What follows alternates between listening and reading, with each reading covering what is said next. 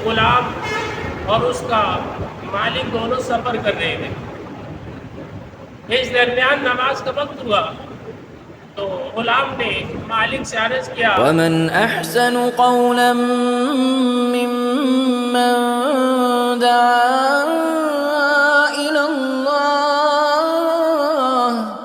وعمل صالحا وقال ان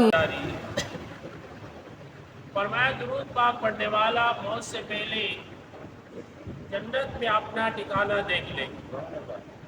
یعنی جو باکثرت بارگاہ رسالت امام صلی اللہ علیہ وسلم میں درود پیش کرنے والا ہے تو اللہ تعالیٰ اسے مرنے سے پہلے اس کا جنت میں جو مقام، جو ٹھکانہ، جو جگہ ہے اسے دکھا دی جائے. پھر فرمایا گیا جو درود و پاک باکثرت بارگاہ رسالت میں پیش کرنے والا ہے تو فرمایا اللہ تعالیٰ جنت میں اسے باکثرت حوریں عطا فرمائے. پھر ارشاد فرمایا کہ کوئی چاہتا ہے کہ میرے مال میں برکتیں ہو جائے، میرا مال بڑھ جائے تو فرمایا اللہ کے نبی صلی اللہ علیہ وسلم کی بارگاہ میں کثرت کے ساتھ درود و پاک کا عمل کرے، اللہ تعالیٰ اس درود و پاک کی برکت سے اس کے مال میں برکتیں عطا فرما دے گا. پھر ارشاد فرمایا جو چاہتا ہے کہ مجھے عبادت میں ذوق آئے، میری عبادت میں مجھے لذت ملے، سرور ملے تو فرمایا بارگاہ رسالت امام صلی اللہ علیہ وسلم میں ہدیہ درود و پاک کا نذرانہ پیش کریں. مولانا روم رحمۃ اللہ تعالی علیہ اس پر ایک بات پیش کرتے ہیں. ایک غلام اور اس کا مالک دونوں سفر کر رہے تھے.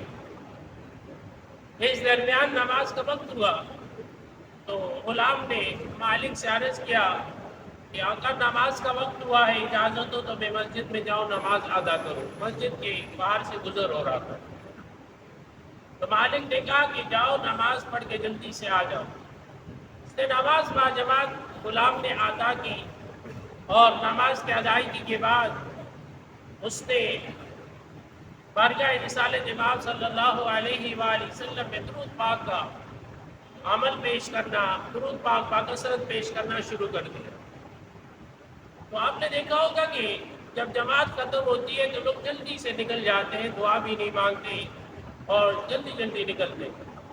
تو ظاہر ہے دیگر نمازی سارے نکل گئے، غلام مسجد میں ہی ہے اور آقا مسجد سے باہر غلام کی انتظار کر رہا ہے کہ آئے اور آگے سفر طے کرے.